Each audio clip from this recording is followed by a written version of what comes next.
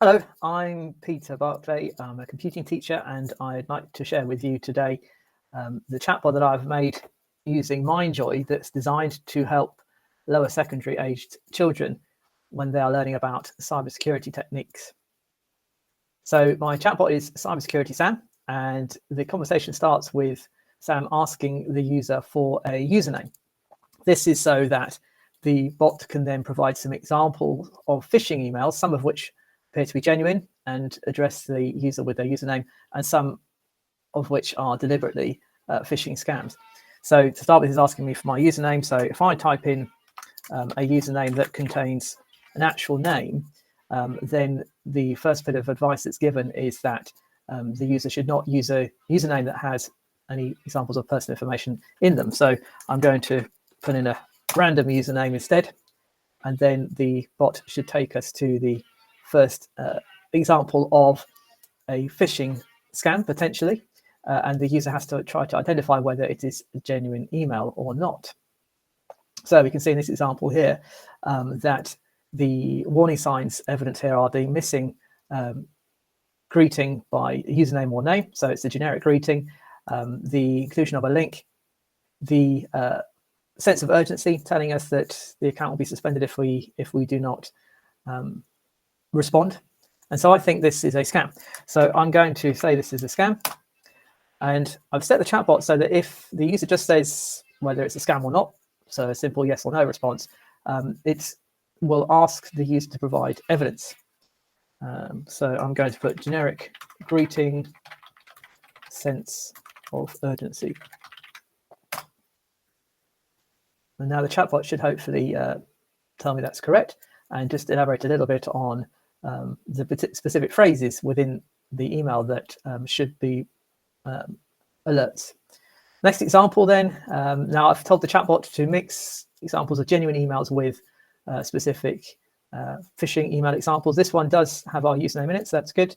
There are no obvious spelling or grammar mistakes, which is another concern, and it does not tell us that we need to respond straight away or to take any action. It says feel free to contact our support team. So I think this is a genuine email. Genuine, no sense of urgency, knows my name.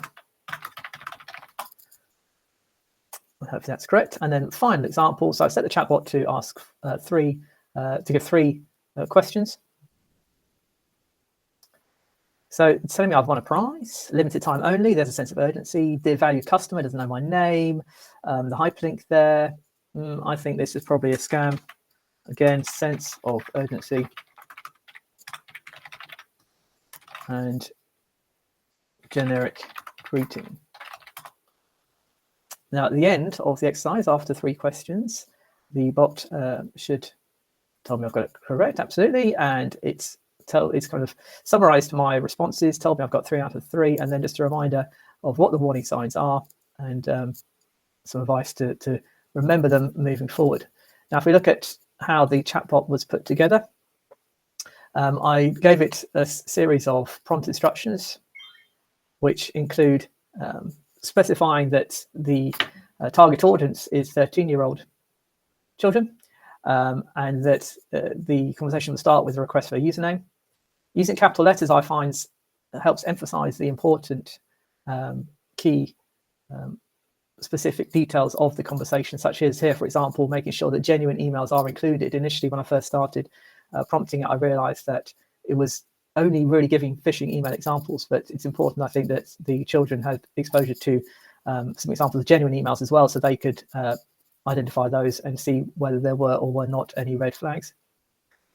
I've told the bot what the warning signs are that should be included in the phishing examples, and also that the hyperlinks that are included in the emails should not link to specific potentially scam sites. For example, initially the bot was linking, was creating hyperlinks that go to suspicious-link.com and examples like that. And my concern with that would have been that the users would click on the link and it could, in theory, take them to a genuinely fraudulent website. So I directed the bot to only take users to my own website, barclay.ai, and on that page is some advice for the children. So that way I was controlling exactly where the links were going to.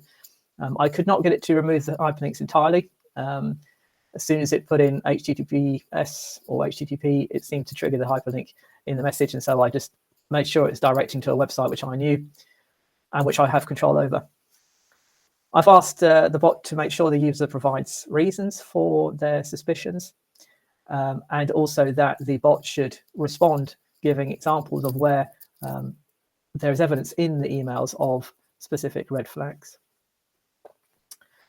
I've told the bot that if the user asks a question that's not related to the particular topic, I often find with younger children, when you give them a chatbot, that they'll start exploring what other questions it can answer, and they'll ask it completely unrelated questions. So the instruction at the end just tells the bot that if the user tries to engage on a topic that's not related, that it should basically carefully steer them back onto the task.